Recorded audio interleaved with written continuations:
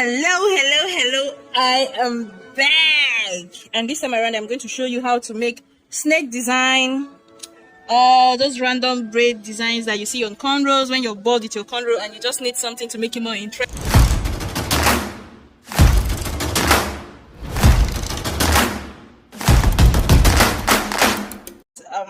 Design we are going to make the regular snake design, which you do in between two straight lines. So I am going to start off by making a tiny braid in the middle, just to use it to section off my sections and make sure that everything I am demonstrating is going to be very clear. And that's what I'm doing now. But guys, please, before we get into this video, please do not skip all my ads so that I can make some money. The adverts that play while you watch your video, if you watch that, you are contributing to the growth of this channel, and I thank you for it. If that is too much, or you're in a hurry or whatever, please just leave a thumbs up, a comment, thumbs up. Sharing and liking helps the channel to grow, and I really ask you to please do that for me. So to start off, make sure your hair is detangled, and then you're going to start sectioning the hair into small pieces like this, small sections, and you're going to alternate where you face the hair as you do that, just as I am demonstrating in the video. So you section off, push it to the left, the next one you section, you push it to the right, section, push it to the left, section, push it to the right. This is going to help you to be able to braid the hair without the hair interfering with each other. If you leave it straight, the line or the sections are going to close up, and it is going to be just very stressful for you. So you can see why now as I alternate between each section. It is so easy. So just from watching you can understand this, and I just speed up the process because, as in the cornrow section, because this video is not about how to cornrow. If you want to learn how to cornrow, I have just one video that you will watch and you will become a braider. I promise you, if you watch just that one video, you will learn how to cornrow. I also have another video that showed 7 mistakes beginners make when they are learning to cornrow and how to fix them. Like all those, like the braids are not lying flat, you're closing your sections, all those problems. Like I treated them, demonstrated what causes them, and I also demonstrated how to fix them. That video is gold. I have a playlist of how to braid. It is going to be there. You can just watch it. Back to our tutorial, section, like making a tiny braid to section off the parts again. But this also adds a kind of flair to your hairstyle. So if your cornrow is boring, like you want to make all back but it's boring, you just need something to, like your spirit tells you need something to make this hair more interesting. You can make any of these designs. It's going to just make it more interesting. So now this second case is, let's say you want to make the snake pattern on your whole head, and you are starting from the edge of the head, like close to the ear. So you're going to have one section of the head which is like the part of the skin, the boundary of the hair and the skin. It's going to be straight, and you're going to start by making like the snaky bendy lines first of all, like the first section close to your ear. I'm just demonstrating how to start it in case you want to make the snake section on your whole head.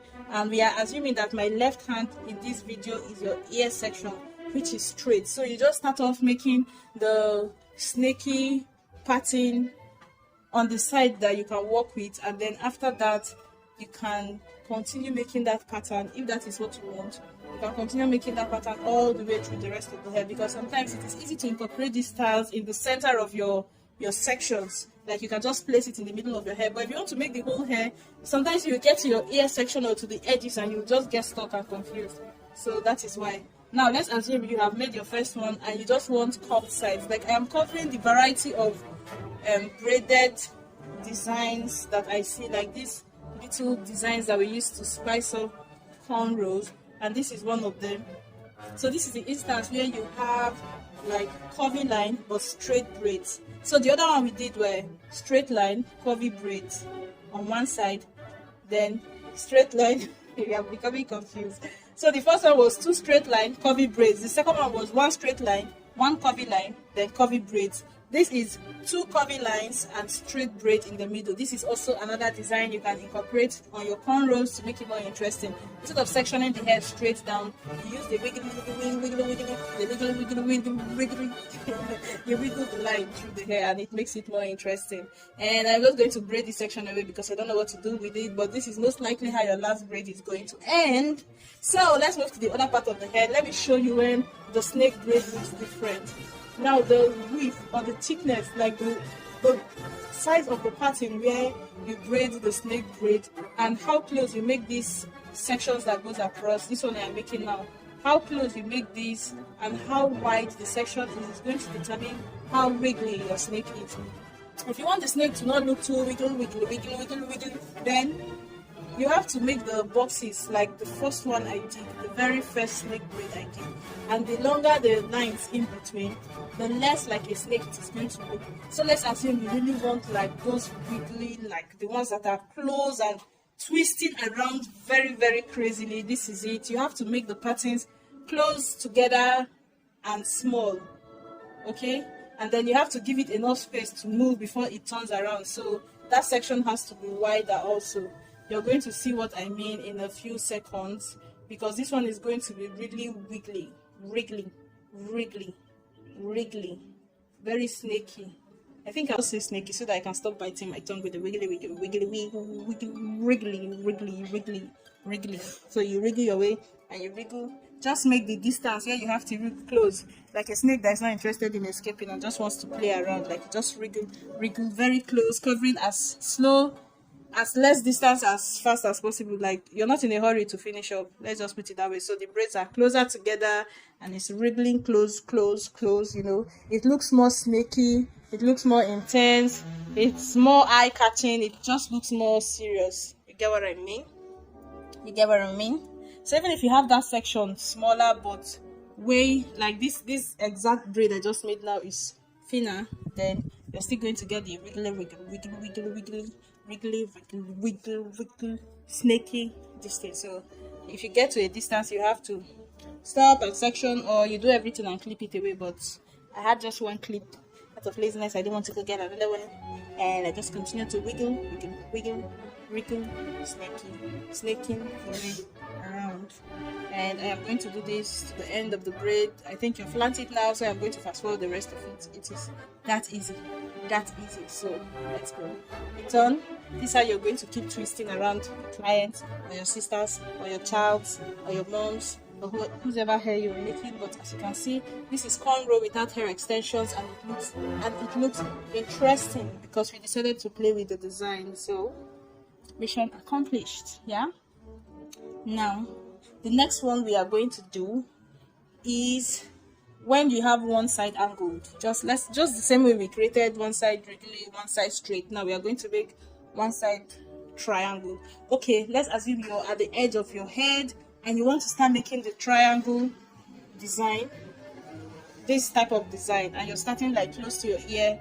In my case, on my right hand side, let's say the ear is on my right hand side and this is the first braid I am making if trying to make triangular design. So starting close to the ear, I'm just going to proceed and make this triangle shape.